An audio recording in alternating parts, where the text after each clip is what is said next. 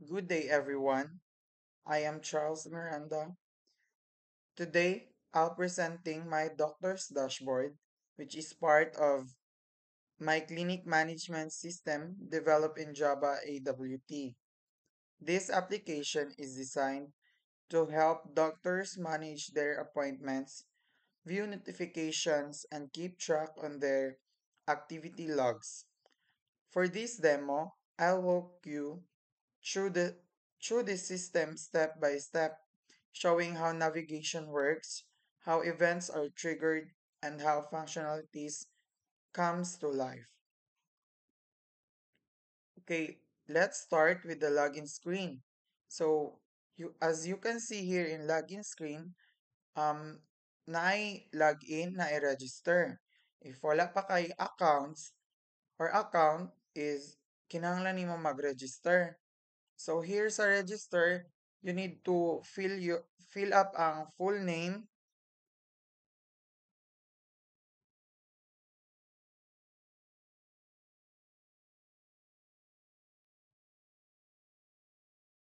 then password, then register. So registration successfully. You need to click the back to login button. Then here sa login, ang ibutang na nimo is ang username and then ang password.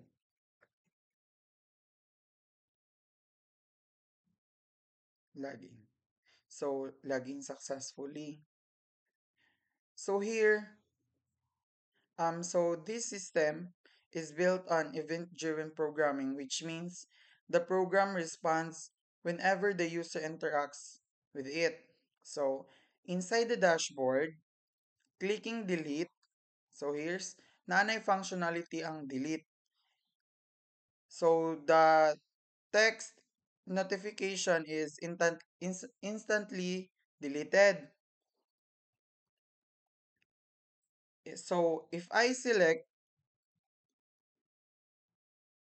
new appointments,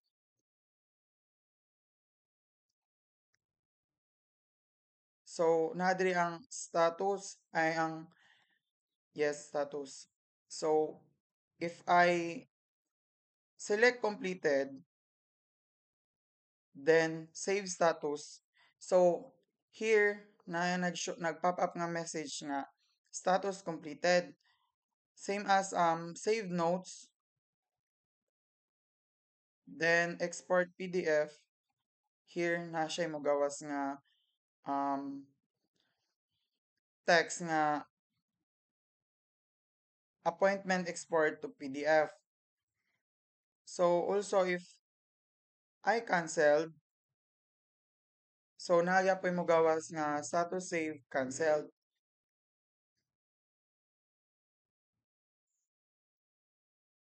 So now let's see the functionalities in detail. At the top, we have the notification panel.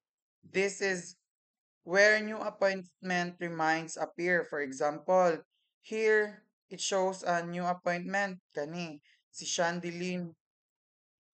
So if the doctor has already seen the reminder, they can press delete. So kani ma-delete.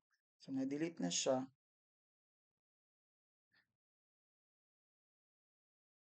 So next is the appointment summary section. It gives a quick overview showing the total numbers of appointments, how many are scheduled for today, and how many are upcoming. Below that, we have a placeholder for an appointment status chart which could later display statics a visual form. So below the summary, we have appointments table. Here, the doctor can see the details like patient name, the date, the time, reason of consultation.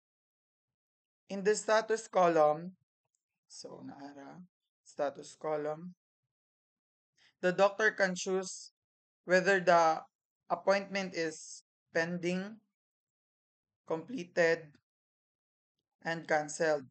By clicking the save status, the system records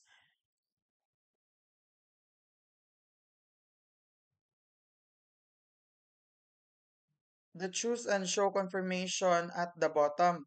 The doctors also can add extra note, the save note button, or simulate exporting the appointment's details into PDF for recording with the export to PDF button. So, nara.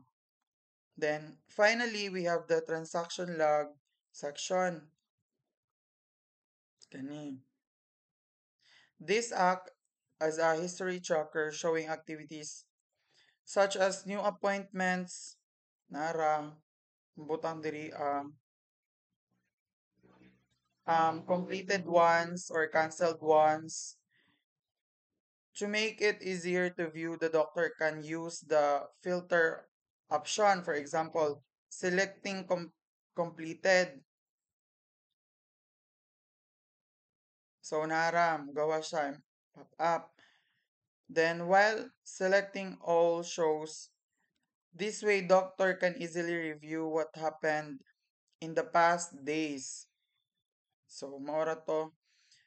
In conclusion, our doctor's dashboard provides smooth navigation, responsive event holding, and useful functionalities for managing appointments. With features like notifications, summaries, appointments, updates, and logs, it allows doctors to keep track on their work in a clear and interactive way.